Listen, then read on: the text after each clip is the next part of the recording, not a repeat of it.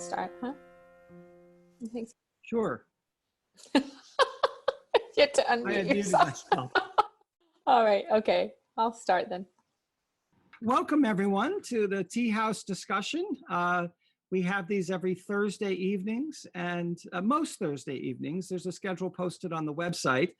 And for these, the Tea House is intended to be an informative discussion. It's really for people who are exploring the Baha'i Faith and the Baha'i teachings. If you're new to the Baha'i Faith and you're here for the first time, this is for you. It is not for those of us who are older and veterans in it. It's really an opportunity for people to explore together various aspects of the Baha'i teachings. It's named after the tea house when Baha'u'llah, the prophet founder of the Baha'i Faith, was living in Baghdad. This was just immediately before he declared his own mission as the messenger of God to humanity. He would go to the tea houses and he would engage in conversation.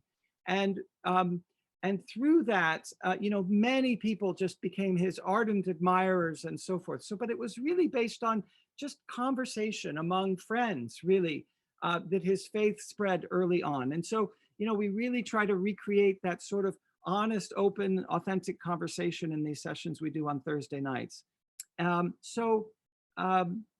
We invite various people to be discussants and join us in the discussion. Anybody is welcome to join in, however. So what's going to happen tonight is that what we're doing now is we're going through a short series of more informative presentations on the sort of the basics of the Baha'i Faith and the basics of the Baha'i writings in particular. So last week, we talked about the writings of Baha'u'llah and how one can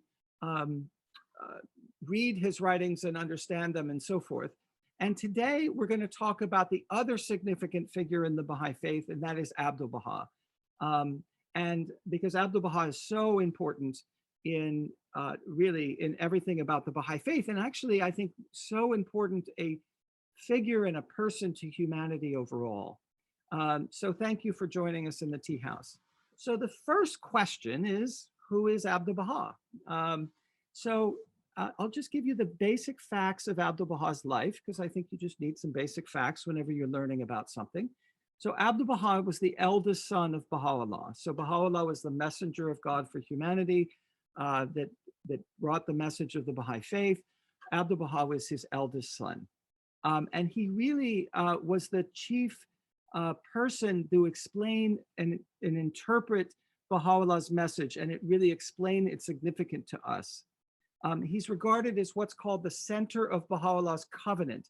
So there is only one Baha'i faith. Baha'u'llah has said his faith would always remain united, and it would because the lines of authority were clearly drawn. So Baha'u'llah made a covenant with his followers that they would not destroy the message by dividing it up. And so that became known as the covenant. And Abdu'l-Baha is the center of that covenant. And he's also was the living example of all of the Baha'i teachings. He experienced from the early days of his life all of Baha'u'llah's exiles and imprisonment throughout Baha'u'llah's 50-some years of exile and imprisonment. But most significantly, at least to people who live in the West, Abdu'l-Baha came here. So I live in Philadelphia. Abdu'l-Baha came to Philadelphia. He came to Cleveland. He came to St. Louis. He came to Chicago. He was out in San Francisco. So he came here and he really delivered Baha'u'llah's message to the broader world in churches and synagogues and various other places he spoke at Stanford University, at Columbia University. So this is a remarkable thing. It's like having, in the days of Christ, the Apostle Paul, come to your university, right? Having come there. And so that's probably one of the most significant aspects of Abdu'l-Baha to the Western people, is that he really did come to this continent and explained within the American psychology, if you will, the teachings of Baha'u'llah. And that happened in 1911 and 1912. I will say this, and at this point, I'm actually going to stop talking after I say this next thing, because I want to get the input of some other folks. I want you to really, I want to encourage you and stimulate you and to really study the writings of Abdu'l-Baha, to learn about, to read them. And I'm going to give you my own impression. I have a full liberal arts education that I paid far too much money for, where I studied Western civilization and all the great philosophers. And, you know, I've had the opportunity to read the great religious and philosophical works of humanity. There is no single set of writings that has helped me understand the world more than the writings of Abdu'l-Baha. He is, I think, quite literally one of the most remarkable humans to ever live, maybe the most remarkable who was not actually a prophet of God. And his talks and writings are some of the most eloquent expressions of the meaning and value of religion. And he really transforms the nature of the religion as to what it really means. So I'm going to ask some of the friends on the call who are familiar with the writings of Abdu'l-Baha to give their opinion as well of what has Abdu'l-Baha meant to you. Maybe Charlotte, we'll start with you. Oh, okay. Well, I only found out about Abdu'l-Baha when I was about 20 years old. And to me, when he just seems like solid, I think he's like this solid human being. And I kind of get the image of a tree, you know, he's this solid trunk of a tree, and his branches are his teachings that just reach out and touch everybody and everything. And those are just so, love is at the core of who he was. And I mean, the stories, you know, I teach a children's class, virtues class, and we use Abdu'l-Baha as an example of all the virtues, because all the stories of his life just reflects this sincere love that he had for every human being. And there was one man who just on a daily basis would call him names and just be horrible to him day after day after day. And after, I think it was like 20 years of this horrible abuse, you know, Abdu'l-Baha paid for his medical bills when he got sick. And the man said, why did you do that? You know, I treated you horribly. And Abdu'l-Baha just loved him. And the man, you know, had a change of heart. But it's like, who of us could just withstand that abuse? And I think just having him as a real live example is just, it's such a gift to everybody. Yeah. Does anybody else want to offer their thoughts? I think Bob Harris is on the call. The ever eloquent Bob Harris. Yeah, he's gone. The eloquent Bob Harris. You know, it's when you come in touch with the Baha'i writings, and you come in touch with this whole world order concept that Baha'u'llah's brought, there needs to be someone who will explain what it means in tactile terms, you know, in very, you know, pragmatic terms. And this is what Abdu'l-Baha basically does for me, is that he's the, you know, like Charlotte said, you know, solid, like a human being that you can touch and embrace and, you know, hold his hand. And I think that the Baha'is generally have a very personal relationship with him because he's so approachable.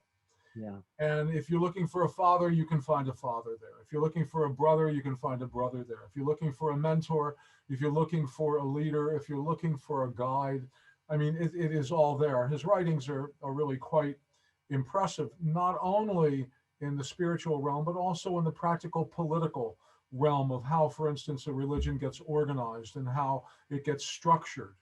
And it is an amazing kind of position that Abdu'l-Baha occupies in this religion and in the history of religious thought.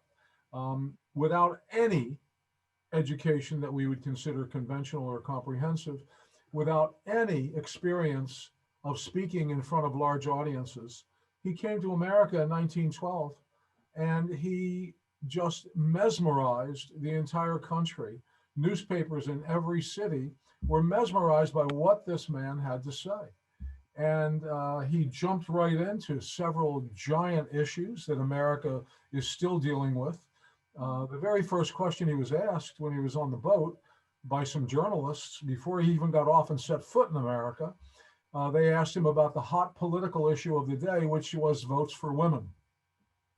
And without a blink, without a hesitation, he said women absolutely are equal to men, and they should have all the rights and responsibilities that men have. And it made headlines that here's someone from the Middle East where women historically and apocryphally had been treated in such dreadful ways. Here he's saying no. He said, my daughters were educated. My daughters speak several languages, and they are educated. And I want every woman to be educated, and every woman deserves the right to vote. He did the same thing about race unity in this country that was so divided by race, especially in Washington, D.C.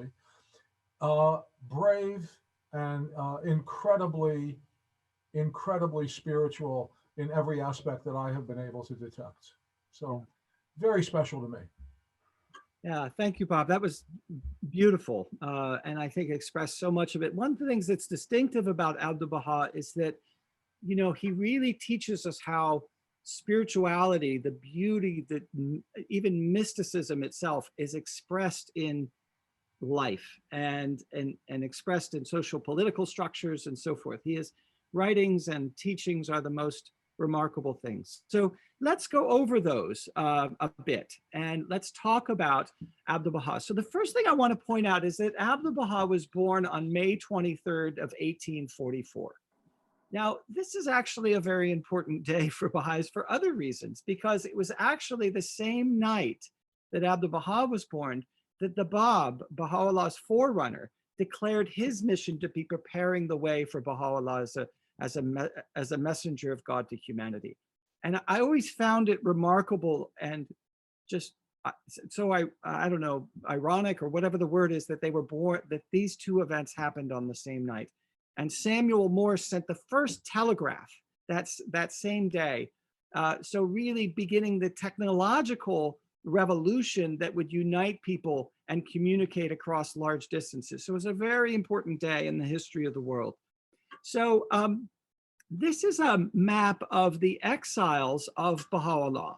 But of course, Abdu'l-Baha was with him. And when Baha'u'llah was exiled out of their native Persia, what is now known as Iran, Abdu'l-Baha was 9 years old. And so for the 10 years that Baha'u'llah was in Baghdad, Abdu'l-Baha was going from the age of 9 to the age of 19. And then he continued to follow his father throughout their time and suffer with him all of the difficulties and challenges and things that they faced together. Abdu'l-Baha was often the one that would sort of represent Baha'u'llah to the greater community. So I know in Baghdad, there were so many people that wanted to see Baha'u'llah that Abdu'l-Baha actually set up an office. He's like, 15 years old. He set up an office next to the entrance so that people could come and sort of be connected. And he became sort of an administrator for Baha'u'llah's needs and managing the affairs of the family. So he really was action oriented throughout his life in service. So this was I came upon this and I think that this is there are many tributes to Abdu'l-Baha's personhood that we could get a sense of who he was as a human being that we can touch, as you said. This is a picture of Abdu'l-Baha when he was a young man, and he did meet a lot of Westerners, right? So one of the most knowledgeable was a gentleman by the name of E.G. Brown, who also met Baha'u'llah and left an account of that. But he described Abdu'l-Baha this way. He said, "Seldom have I seen one whose appearance impressed me more. A tall, strongly built man holding himself straight as an arrow, with a white turban and long black locks reaching almost to the shoulder, broad, powerful forehead indicating a strong intellect and an unswerving will. One more eloquent of speech, more ready of argument, more apt of illustration, could, I should think, scarcely be found even amongst the eloquent, ready, and subtle race to which he belongs.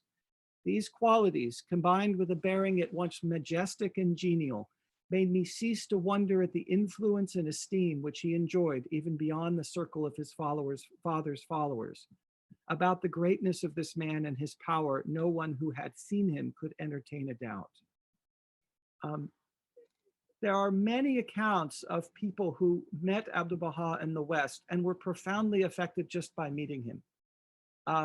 You know, there's an interesting story I read recently. Andrew Carnegie was the wealthiest man of his age in the early 1900s.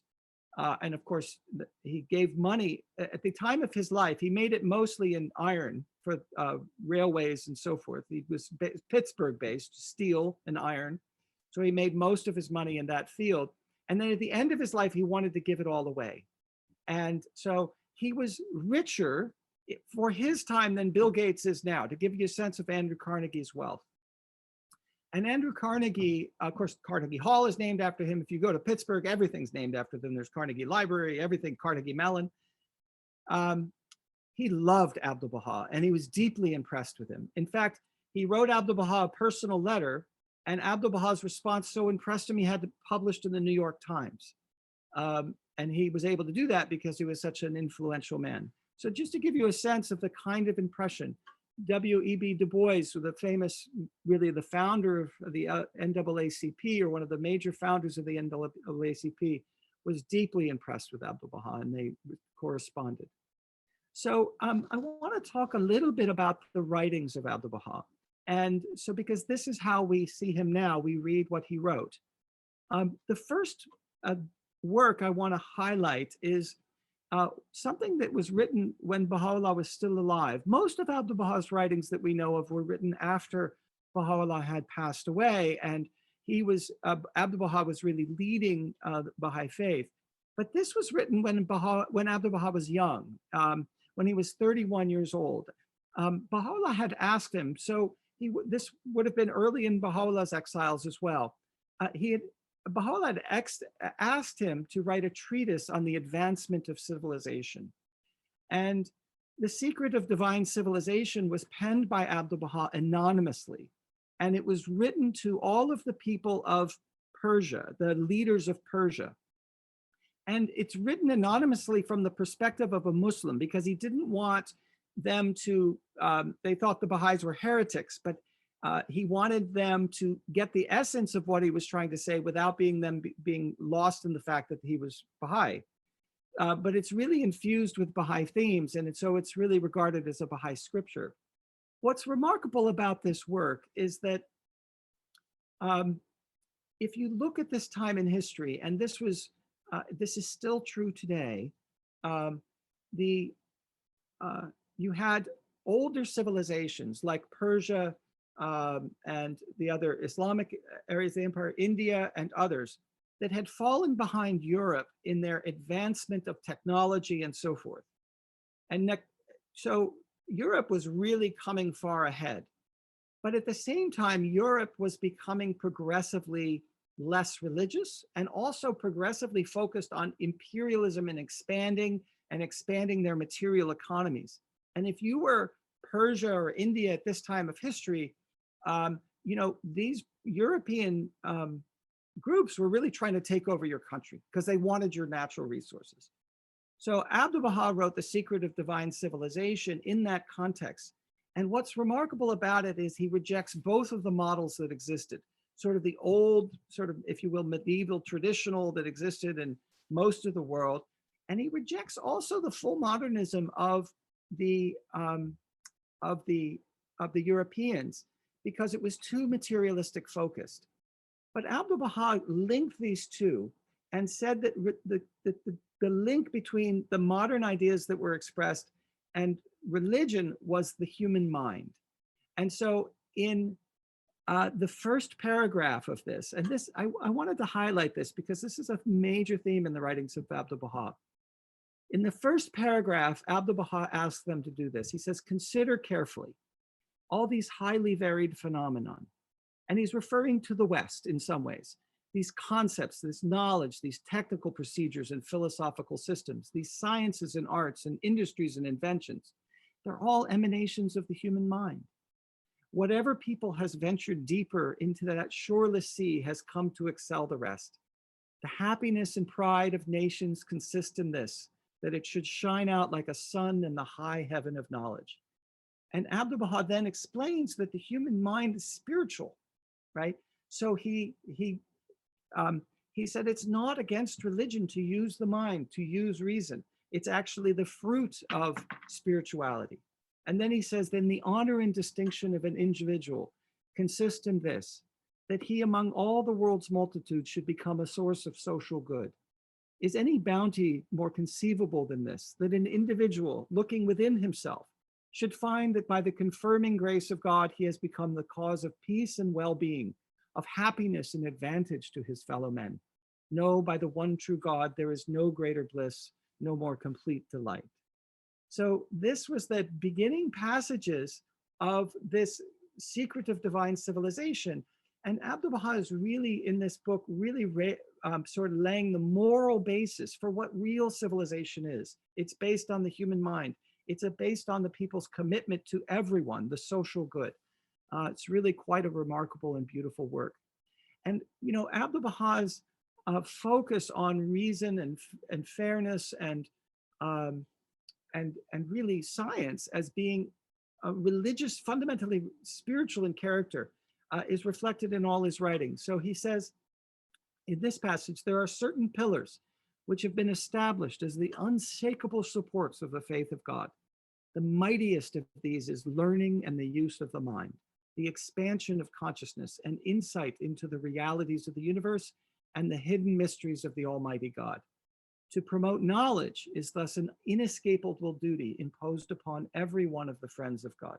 So he's leading Baha'u'llah's faith and really telling all these followers who are just coming to terms with what Baha'u'llah's faith is all about, that really the foundational element is reason and science and the use of the mind. It's really a very important element of Abdu'l-Baha's teaching. So I want to pause there for a moment, and if does anyone have anything to offer at this point? Yeah, I have a very, I want to say different, but that's not fair, relationship or connection or understanding, I'm not sure what the word is, of Abdu'l-Baha.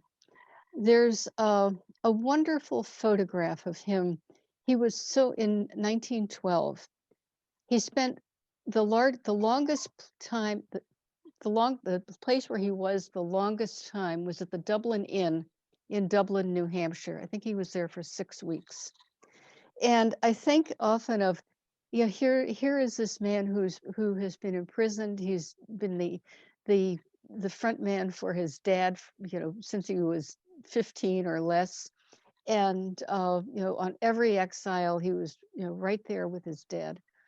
And there was this, there were these tender little moments of Abdu'l-Baha. There was one where his mom, he went to Beirut, and his mom, Nawab, wrote him a note and said, "You left and you didn't say goodbye. When are you coming back?" And it's just so loving. And then anyway, so here's Abdu'l-Baha, and he's on this enormous trip. He's like on the go for probably about a year or so, but you know, from when he left home to find his way here. And everybody, as Kendall has said, everybody just was worshiping, you know, just loving him. I won't say worshiping, I think probably some may have. And I always think he must have just been exhausted, just so tired. And here's this picture of him at the Dublin Inn, where there's ivy behind him. He's got the most beatific smile, just most wonderful, wonderful smile. Mm. And so I think, as Charlotte might have been you, he just exudes, for me, exudes love. I confess to, well,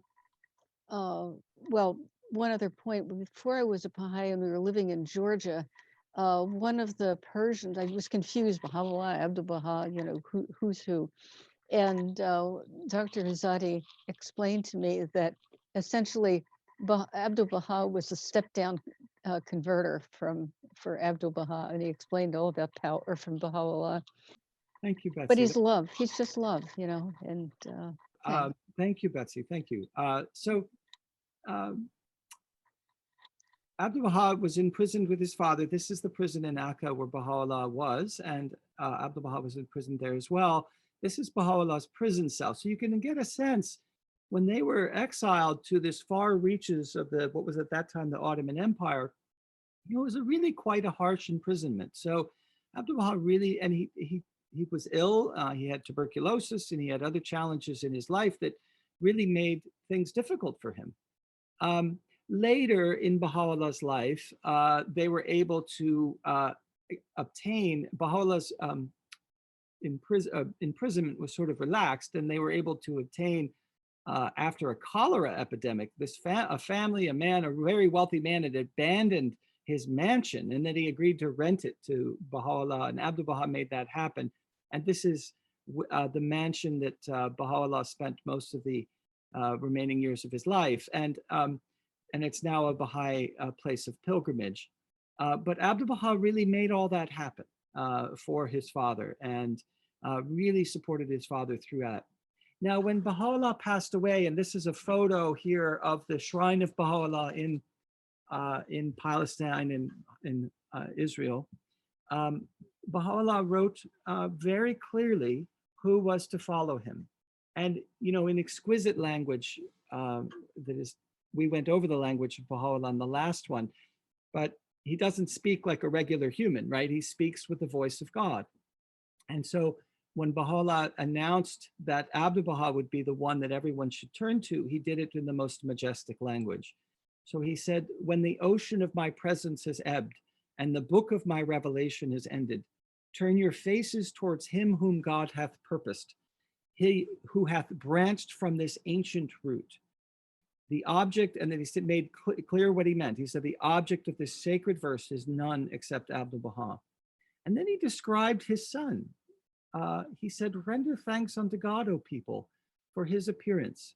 For verily he is the most great favor upon you. Whoso hath turned towards him hath turned towards God, and whoso hath turned away from him hath turned away from my beauty. He is the trust of God amongst you. So you cannot imagine a more exalted description of another human being than basically the voice of God himself describing someone as the trust of God. He's my favor upon you. So this is how Baha'u'llah described Abdu'l-Baha. And he referred to Abdu'l-Baha as the master. He would say the master did this, the master, when is the master coming for dinner, and so forth. He wanted people to understand that Abdu'l-Baha was his representative, but also was his example to others, and expressed this so beautifully.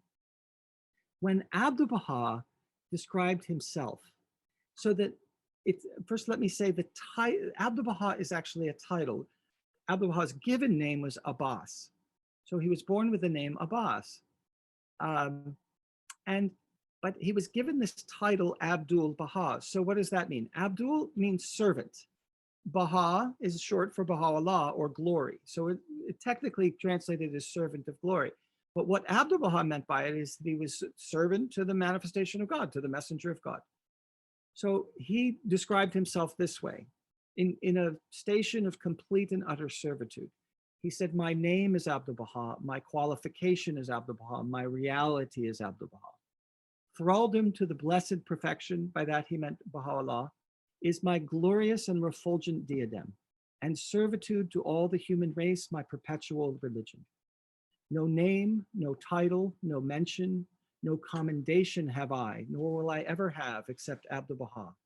This is my longing, this is my greatest yearning, this is my eternal life, this is my everlasting glory. What Abdu'l-Baha did is turned leadership into servitude. And he led by serving. And so many stories that we talk about Abdu'l-Baha, the tears fill your eyes as you hear the beauty of the way he engaged with others in a spirit of utter servitude. He was personified servitude, and by that attained the majesty that he's regarded as. It's really remarkable. So this wonderful picture here is some children who were living in the time of Abdu'l-Baha. And, it's funny, they've all got their hands in their mouths because Abdu'l-Baha had just given them some candy as he was walking through. And Abdu'l-Baha was loved by the people of that area. Not only was he constantly writing tablets and letters to the Baha'is, guiding them what to do, but he would also get up very early in the morning and do his rounds. And he would go around to the most indigent people of the area and make sure they had food and make sure they were cared for, make sure if one was sick that a doctor was called and he would pay for the doctor. So he really cared for the community around him, and including these children who all loved him. So this was who Abdu'l-Baha was. And he's really infused, I think, within the Baha'i community, this spirit of that if you want to be a Baha'i, if you want to live the examples of God, what you do is you serve. So, but you know, Baha'u'llah, who was never really able to leave his prison, referred to his own revelation in these terms. Because he said all he wanted to do was to go out and tell people about his own revelation. So there's this wonderful passage of Baha'u'llah's writing where he says, "Oh, how I long to announce under every spot on the surface of the earth, and to carry to each one of its cities the glad tidings of this revelation." And you can see how Baha'u'llah's desire to do that, to tell people himself about the revelation that he himself was the bearer, was really fell to Abdu'l-Baha, who then traveled around the world doing what Baha'u'llah had wanted to do. And so much of what we know of Abdu'l-Baha in the West comes from the 239 days that he spent in America. And he also spent time in Europe, and he spent time in Canada, but he was here for 239 days. And there are wonderful blogs and stories that tell the stories. There's a wonderful one here called 239 Days in America that's highlighted, where they tell the story of every day, what was happening in the world and how did Abdu'l-Baha deal with it. It's so illuminating. So I wanted to focus a little bit now on the time Abdu'l-Baha spent in America and some of the works that came out of this. So when we talk about the writings of Abdu'l-Baha, we talked about The Secret of Divine Civilization. The second, the other thing that's, I think, other text is really important is called The Promulgation of Universal Peace. And this is basically the talks that were given by Abdu'l-Baha in this country. And they're dated. So you can go in Chicago, this date, you can read what he talked about and where he talked about it. And these were recorded and then eventually translated and so forth. And so you can read these talks and they're just absolutely wonderful. A few years ago, I went through one talk a day, you know, to sort of, but you can't get through all. They're so rich and beautiful. But let me finish with what I want to say here, and then I want to invite others to chime in as well. But, you know, in these talks, you forget that it's 1912, because Abdu'l-Baha is talking about the principles that we in American society are still desperately striving to obtain. So the absolute and fundamental equality of all the members of the human race, the full equality of men and women, and the importance of women engaging with full range of human endeavor, the promotion of world citizenship and the establishment of institutions that support a unified planet, the promotion of science, truth, and knowledge. He encouraged the individual investigation of truth and the avoidance of the blind adherence to traditions and ideas of the past. But moreover, I think what he did is he demonstrated that the true nature of religion is not only one of service and virtue, but also that there was a fundamental unity of all the great faiths of God. It was a common theme in his writings. So this is Abdu'l-Baha speaking at a church in Chicago. And this is a quote right from that talk that he gave to these people that you're seeing a picture of. He is standing there telling them, he says, in our solar system, the illumination is the sun. He said, but in the realm of spirit, of intelligence and idealism, in the realm of thought where we all live, he said, there's also a center of illumination. And he describes that center as the ever shining sun, the word of God. And he says, basically, all of these great religions come from the same God, right? And their words, the word of God, is like the sun for the development of human beings. It shines light on human consciousness and awakens it and purifies it and inspires it. And then Abdu'l-Baha says that sun of reality is one sun, but it has different dawning places, just as the sun in the sky appears at different points on the horizon. So through these beautiful analogies, often naturalistic, often referencing nature, he made, he taught theological points. And so if you were sitting in that church and over 100 years ago, you would have heard him say exactly that. Okay, so one of the other ideas that Abdu'l-Baha expresses a lot is the beautiful diversity of humanity should be regarded as a positive. He says, consider the flowers of a garden, though differing in kind, color, form, and shape. They are refreshed by the waters of one spring, revived by the breath of one wind, invigorated by the rays of one sun. And by that, the diversity then increases the charm and adds to their beauty. So diversity of peoples and form and shape enriches and adorns the garden and heightens the effect thereof. So he's using this beautiful idea of the different flowers in a garden to try and teach us why we should value the diversity of the human race and the beautiful diversity that we see. And he kind of also, I think, helps us understand that we are part of a natural system that is spiritual in character, So at this point, I want to stop again. I've said a few more points, but I want to let others join in with any thoughts. I think as Baha'is, we're very fortunate and, to have the Abdu'l-Baha as the perfect exemplar for us, as far as, people sometimes are struggling in their lives as far as finding themselves. But from the writings of Baha'u'llah, Abdu'l-Baha, you understand that in order to find yourself, you have to lose yourself in the service to mankind, right? It's like, it's not about you. And that's what he exemplified all of that, throughout his life. So I think we're very lucky. And, going back to all the hardship that Abdu'l-Baha went through, and then all the beautiful writings that he has provided for us, it's just a huge amount of guidance for us how to be and live, and how to solve the problems that are around us, especially when he traveled here in 1912 travel within the United States kind of revolutionized. It was a revolutionary kind of a trip, from the race unity aspects of the trip, from the equality discussions and all of that. It's just amazing. I'd like to invite everybody to study Abdu'l-Baha's writings. Mushan, when I was younger and I was first reading the Baha'i writings, there was a line of Abdu'l-Baha that he said, self-mastery is self-forgetfulness.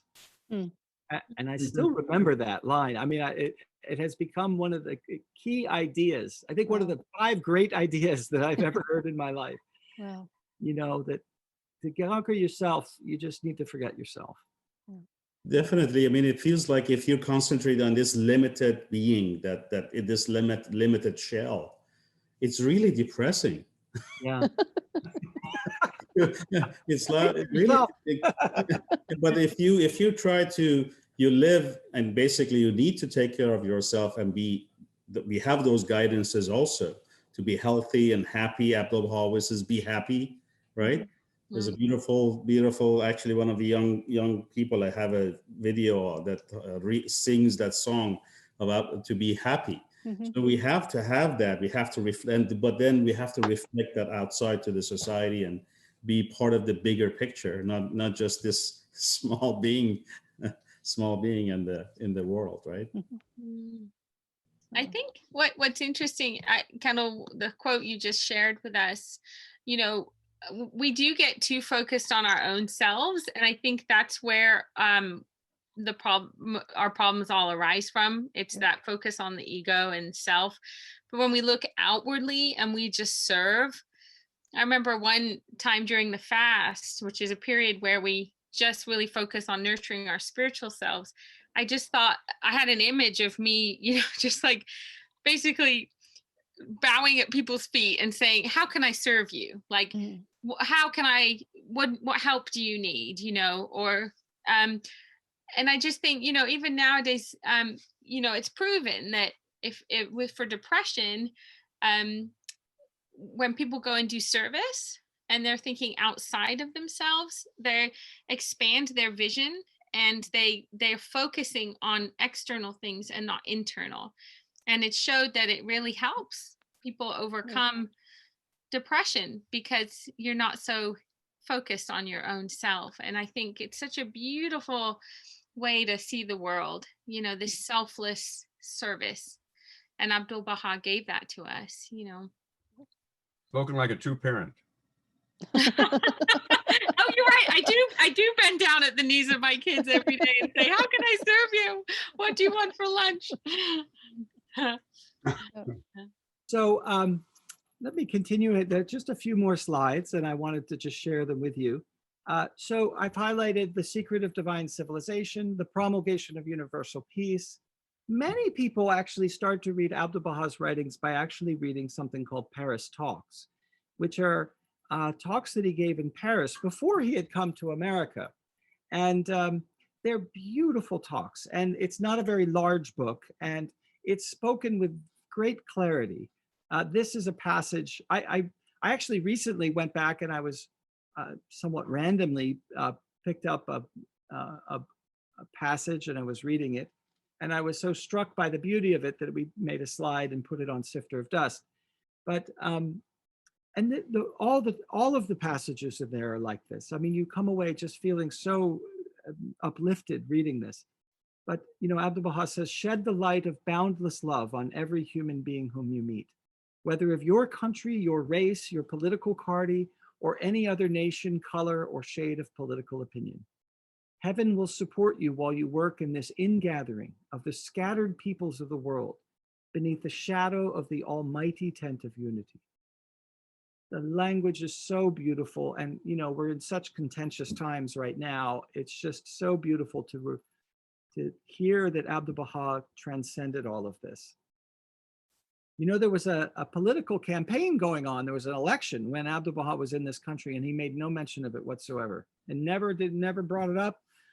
He was even invited to various very politically connected people who had banquets for him. They loved him so much. He never talked about politics at all, because he was always trying to get people to see themselves on a much more fundamental level of their humanity and their spirituality.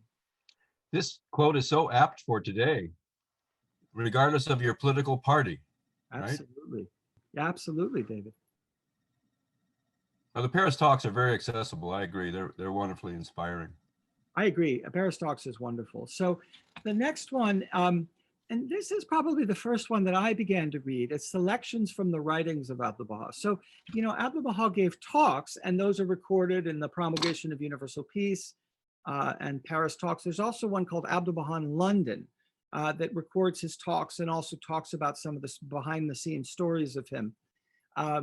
But much of his writings and what he wrote are collected in different places, but this is probably the most prominent place, and that's selections from the writings of Abdu'l-Baha. And so these were, Abdu'l-Baha, like Baha'u'llah, was asked questions and was constantly writing to the Baha'i communities, both in America, in Europe, and also those that were still in Persia and throughout the Middle East. And so he wrote and answered questions and really helped people understand Baha'u'llah's teachings and so forth. And so I have been very affected by selections from the writings of Abdu'l-Baha, because he actually wrote these himself. These are translations of things he actually wrote. So when he wrote a tablet himself to the peoples of the world about the nature of his father's claim. And he said, "O peoples of the world," and this is, I believe, the first passage in selections from the writings of Abdu'l-Baha. "O peoples of the world, the Sun of Truth has risen to illuminate the whole earth and to spiritualize the community of man. This is mercy unalloyed and purest bounty. It is light for the world and all its peoples. It is harmony and fellowship and love and solidarity. Indeed, it is compassion and unity and the end of foreignness. And it is being at one in complete dignity and freedom with all on earth." That's how he summarized his father's message. Beautiful. Does anybody have any thoughts? I thought it was a nice combination of freedom and dignity there at the end.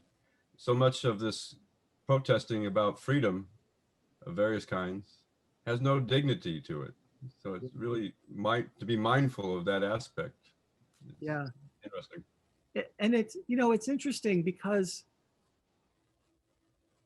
as you say, Dave, Abdu'l-Baha's not, he's telling us that this is a freedom of conscience, if you will, you know, that you maintain your own dignity as you do this.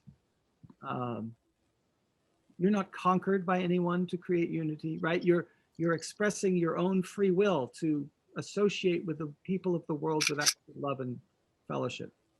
So Abdu'l-Baha is known throughout the Baha'i world for so many passages and so many writings that have become so significant to Baha'i families. And he really has a sweetness to his words.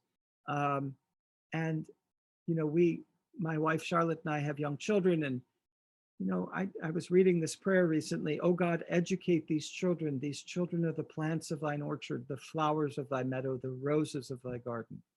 Let thy rain fall upon them. Let the sun of reality shine upon them with thy love. Let thy breeze refresh them in order that they may be trained, grow, and develop and appear in the utmost beauty. Thou art the giver, thou art the compassionate. Just beautiful. And you know, that middle passage, he's really the sun of reality. Let truth and knowledge and goodness fall upon them, you know, and they grow with that light, those kinds of lights. So Abdu'l-Baha, as I said, exemplified servitude. And the picture on the left is taken from the day of his funeral. He died in 1921, rather suddenly, and was buried rather quickly. And the funeral was pulled together. The news spread. I believe he died on the evening, and this was about 10 o'clock the next morning. When people had heard that Abdu'l-Baha had passed away, they came out in throngs to come to pay their respects. And thousands of people lined the streets to pay homage to the man that had cared for them, that had instructed them, who had guided them. You know, he had traveled throughout the world in those years, 1911, 1912, and so forth, but his home was the prison city that he had been left to, you know, that he had been exiled to. And the people there where he is exiled as a prisoner came to love him so much.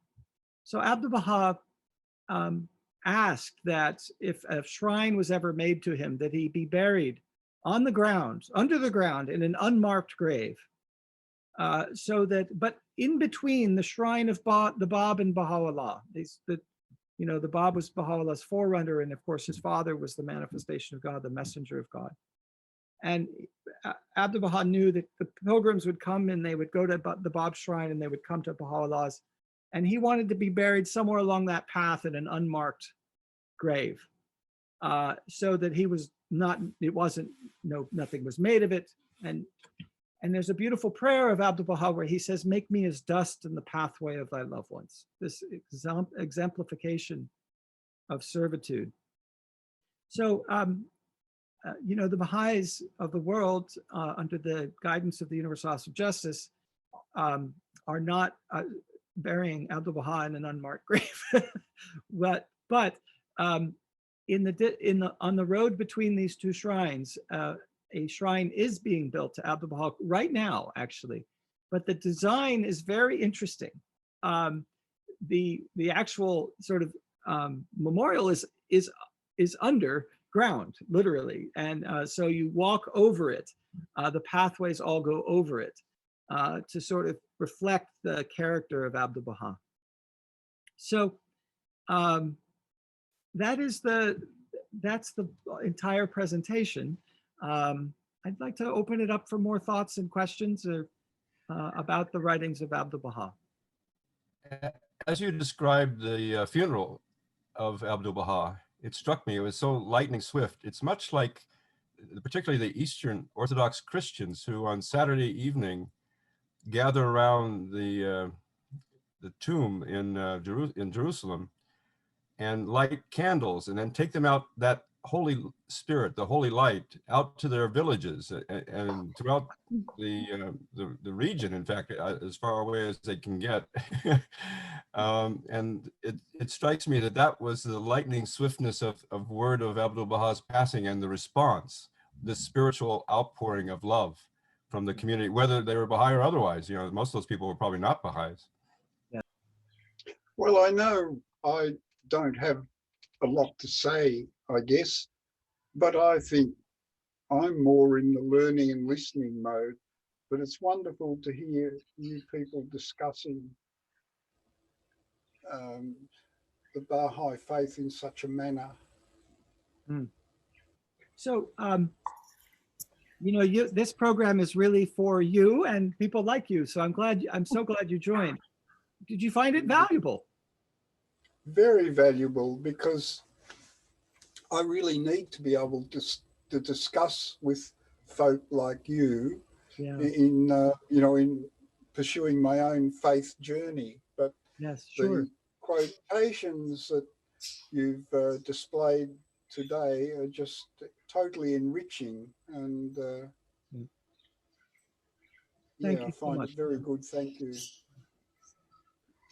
We're trying to be informative, as well as it's helping orient people to, oftentimes when people would come to Baha'i meetings, they'd say, well, do you have a book I could read? And the people will hand you a stack about 3 feet high, of different books and so forth. So what we're trying to do is just to orient everybody to that stack. What is that stack, and where can you go if you have this kind of question, or you want to find out more about this? And so that we're just and these first few sessions of the tea house, we're really just doing an orientation, and then we'll certainly do more discussion as we move forward. Well, I think that's very good, because the amount of writings that are available are just so overwhelming, one doesn't know where to start. Yeah. True. Yeah. That is true. I would start with Paris Talks and the hidden words. I think those two are good places to start. Yeah. And maybe a basic book of introduction to the faith, like Gloria Faizy's book or Hatcher and Martin's text, if it's still available. On the website Sifter of Dust, we've put a resources tab there, and it's basically just orients people to the various introductory Baha'i books that are there too. Yeah. There's also another Abdu'l-Baha book, Some Answered Questions. Yes. That our Baha'i faith encourages questions. It's learning. We learn by asking questions. And there's a whole tomorrow, or actually tonight, starts the month of questions, the month of Masail. Anyway, Some Answered Questions isn't, I've found really helpful just to thumb through or go to the index and. Questions.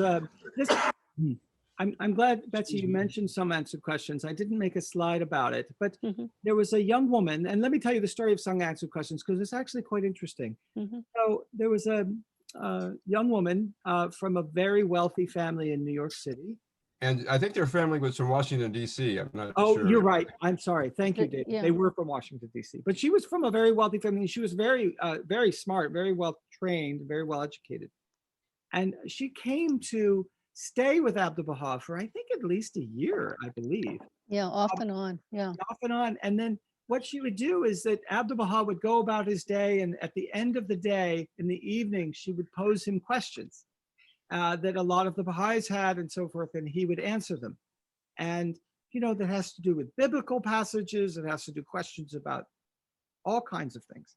And so she compiled that in a book called Some Answered Questions. And as opposed to what Baha'is usually give, which is questionable answers.